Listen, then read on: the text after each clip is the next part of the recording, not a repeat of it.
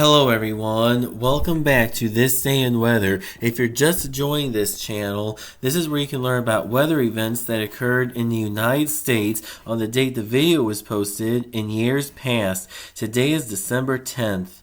On this day in 1967, the Gulf Coast in Mississippi, Alabama, and the Florida Panhandle were struck by 8 tornadoes.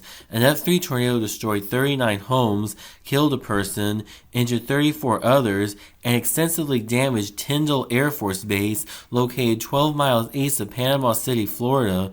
Walton Beach and Ocean City, Florida were struck by an F2 tornado that was 6.8 miles long and 1,000 yards wide. This tornado destroyed 35 homes and 9 businesses and damaged another 290 homes and 23 businesses. Club Continental suffered heavy damage, and there were around 200 people when the tornado struck, but only one person inside suffered minor injuries. A 3-year-old girl died from a head injury she suffered when the tornado struck her home, and her mom was at the hospital giving birth to her 7th child at the time. On this day in 2021, parts of the southern United States and the Ohio Valley were devastated by the deadliest December tornado outbreak on record during a 24-hour period that started on the evening of the 10th. Tornadic activity started in northeastern Arkansas before it progressed into Missouri, Illinois, Tennessee, and Kentucky.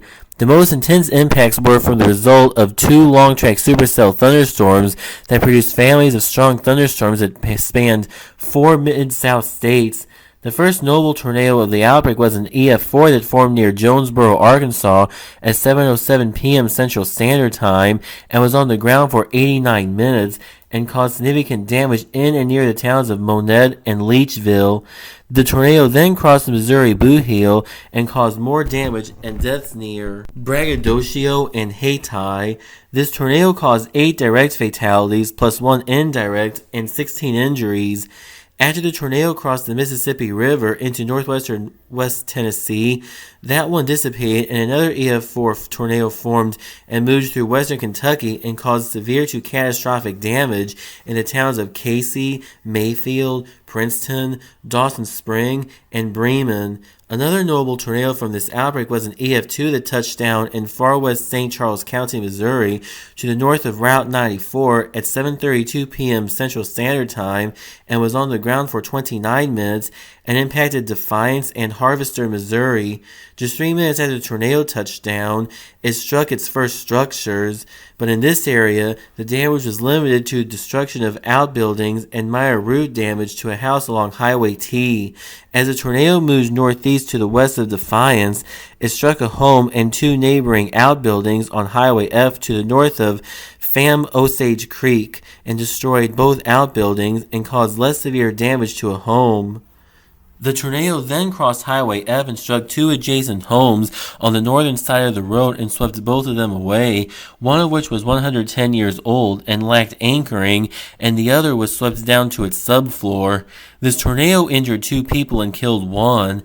At 8:27 p.m. Central Standard Time that night, an EF3 tornado touched down northeast of Pontoon Beach in Madison County, Illinois, and was only on the ground for 8 minutes, but as it tracked northeast towards Edwardsville, it struck an Amazon warehouse along Chain of Rocks roads where night workers were starting their shifts and several employees were attending a Christmas party being held as the tornado approached the facility. 6 people were killed when the roof was lifted off the building and the west-facing walls of the structure collapsed inward and caused a progressive structural failure that caused most of the warehouse to be totally destroyed. Employees were told to go to the bathrooms for shelter. Between 50 and 100 people were trapped in the collapsed remnants of the warehouse, and around 30 survivors were brought to the Pontoon Beach police station in a bus after they were extracted from the rubble. The entire outbreak caused 89 direct fatalities, plus 6 indirect, 676 injuries, and $3.9 billion 2021 United States dollars in damage, which equates to over $4.662 billion in 2025 United States dollars. That will close up this edition of This Day in Weather, but be sure to stay tuned in because whenever there's a new video, you will learn about weather events that occurred in the United States on the date the video was posted in years past.